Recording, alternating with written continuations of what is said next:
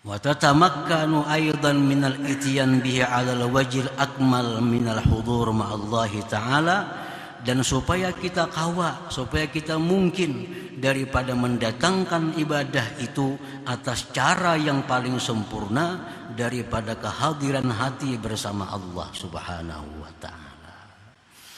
Jadi dua, kenapa diperluas waktu itu? Supaya kita ada pilihan. Yang kedua, supaya kita bisa melaksanakan ibadah itu dengan cara yang sempurna. Cara yang sempurna. Daripada hadirnya hati bersama Allah di waktu kita beribadah itu. Itu merupakan ruhul ibadah. Kehadiran hati bersama Allah di dalam sembahyang itu rohnya sembahyang. Orang yang sembahyang tapi hatinya kada hadir kepada Allah, laksana mayit. Laksana mayit. Ada orangnya tapi la yanfa, tidak bermanfaat. Nah, sembahyang tapi tidak ada hadir hati bersama Allah, sembahyangnya la tanfa, tidak ada guna. Tidak ada guna, tidak ada balasan pahala yang diberikan Allah Subhanahu wa ta'ala. Nah, supaya sembahyang itu sempurna, Allah beri waktu yang luas supaya kita bisa memilih waktu apa yang kita bisa hadir hati itu. Para muhibbin rahimakumullah, ujar Nabi, kalau sudah dihidangkan makanan, hadir waktu sembahyang, makanlah. Makan dulu. Makan. Sudah kenyang, nah hanya sembahyang. Kenapa? Supaya jangan mengganggu sembahyang kita. Ini nasi sudah ada, parut lapar, sembahyang jelas terganggu sembahyang kita. Nah, supaya jangan itu, mulai dengan sembahyang, mulai dengan makan. Makanya ada pertanyaan, mana afdalnya orang buka puasa sampai maghrib langsung sembahyang, kada minuman dulu, begitu azan maghribnya sembahyang maghrib. Nah, ini kada afdal. Nah, afdal minum dulu, makan kurma dulu, nah hanya sembahyang maghrib. Waktu maghrib cukup luas untuk melakukan 3 rakaat, itu masih panjang artinya. Nah, para muhibbin rahimakumullah, jadi hudur hati dalam sembahyang bersama Allah itu rohnya sembahyang. Memang idealnya sembahyang itu satu, dilaksanakan di awal waktu. Karena awal waktu ini ridwanullah, keridhaan Allah. Yang kedua, sembahyang itu berjamaah. Karena pahala berjamaah ini sama dengan 27 kali sembahyang sendirian. Yang ketiga, tempatnya di masjid. Karena masjid itu adalah Baitullah, rumah Allah. Yang keempat, khusyuk. Kalau sembahyang fardu 4 perkara ini ada, sempurna. Sempurna. Di awal waktu, mana berjamaah, mana di masjid, mana khusyuk. Nah, itu cara sembahyang yang paling sempurna. Para muhibbin rahimakumullah, apabila 4 perkara itu bertentangan, yang kita pilih adalah khusyuk. Khusyuk. Sembahyang di awal waktu cuma kada khusyuk. Nah, sembahyang di awal waktu cuma kada khusyuk. Misalnya ibu-ibu sedang bemasak, bemasak. Orang bang zuhur. Amun ini dilihatkan nih sembahyang awal waktu, cuma pikiran ini nasi menggurak nih. Nah, ini ngarannya bertentangan antara awal waktu dengan khusyuk. Nah, pilih khusyuk. Girisakan dulu, masakan dulu, girisakan dulu. Sudah biris, biar sembahyang zuhur pukul 1 pada Bapak. Nah, supaya khusyuknya itu ada. Sembahyang berjamaah, kada khusyuk, ribut di masjid. Kalau di rumah sembahyang khusyuk, di rumah kada usah ke masjid. Kada usah ke masjid.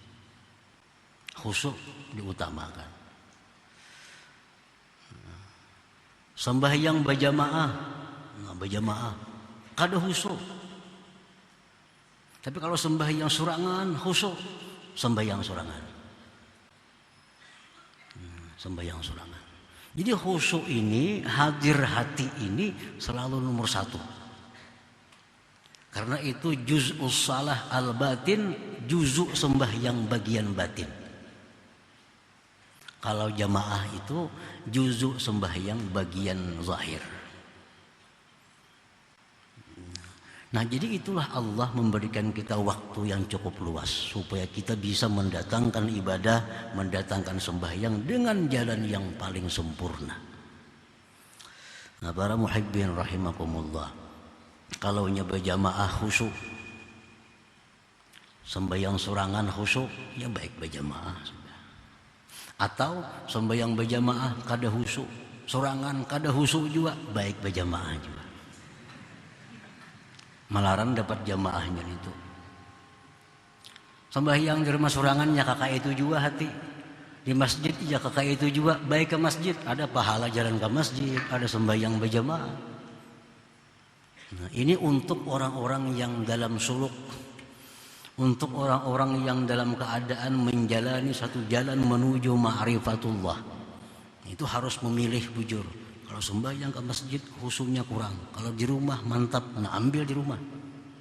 Kalau sembahyang zuhur jam 1 masih kada karuan. Kalau sembahyang zuhur jam 2:30 nyaman, ambil 2:30. Nah, itu untuk orang-orang yang menjalani jalan Allah. Selalu memilih kehadiran hati bersama Allah Subhanahu wa taala. Para muhibbin rahimakumullah. Imam Asy-Syaikh Zarruq berkata, perluasan waktu yang diberikan Allah untuk melakukan suatu ibadah seperti sembahyang itu ada 3 kelebihan, ada 3 karamat. Allah sudah menentukan zuhur dari matahari ini sampai matahari ke sini. Nah, apa kelebihannya, karamatnya? 1, supaya kita bersegera. Yang kedua, supaya kita mengintai. Oh, ini hari 12 nih, sudah parak zuhur. Nah, mengintai itu berpahala, bukan sia-sia. Nanti hari jam 12 parak sudah zuhur. Mengintai itu berpahala sudah. Nah, jakanya Allah kadang memberikan waktu yang luas, kada ada intai-intai, jam berapa ka sembahyang. Nah, karena ada batasan, kalau kita ada mengintai, nah pahala ada untuk mengintai itu. Kita menunggu datangnya Ramadan nih, rindu dengan Ramadan hati nih, berpahala itu. Nah, jakanya 12 bulan nih Ramadan samuaan, kada ditunggu-tunggu lagi, kada ada pahala menunggu. Tapi karena Ramadan hanya 1 bulan dalam 12, ada istilah menunggu. Nah, menunggu itu ibadah. Menunggu ibadah. Yang ketiga, imaratus sirri. Nah, hati kita jadi makmur jadinya. Nah, kalau kita menunggu ibadah, hati kita bersegera ibadah, itu menunjukkan hati kita sedang makmur. Nah, hati kita makmur, hati kita sehat, hati kita selamat. Para muhibbin rahimakumullah. Nah, kemudian yang kedua, diluaskannya waktu oleh Allah sembahyang tadi. Itu pertama supaya kita jangan merasa sempit. Coba kalau Allah beri waktu maghrib cuma 5 menit habis, wah sulitnya kita. Waktu zuhur ya Tuhan cuma 1/4 jam, itu pun sulit sudah. Sulit. Nah, jadi Allah beri luas waktu itu yang pertama supaya kita jangan berada dalam kesulitan untuk beribadah kepada Allah itu. Yang kedua, di situ Allah memberikan kepada kita nisbah untuk memilih. Nah, kita diberi Allah wewenang untuk memilih kapan waktunya sembahyang itu bisa kita laksanakan dengan baik. Nah, di situ. Yang ketiga, di situ ada kelapangan hati dalam beribadah. Nah, dan ada kelapangan hati, kada terburu-buru lagi beribadah karena waktunya masih luas. Nah, para muhibbin rahimakumullah, jadi itulah rahasia kenapa Allah Subhanahu wa taala menjadikan kewajiban-kewajiban itu pada waktu yang ditetapkan, dibatasi dengan batasan supaya kita jangan menunda. Nah, kemudian Allah luaskan waktu kewajiban itu supaya kita ada bisa memilih untuk melaksanakannya dengan cara yang paling sempurna.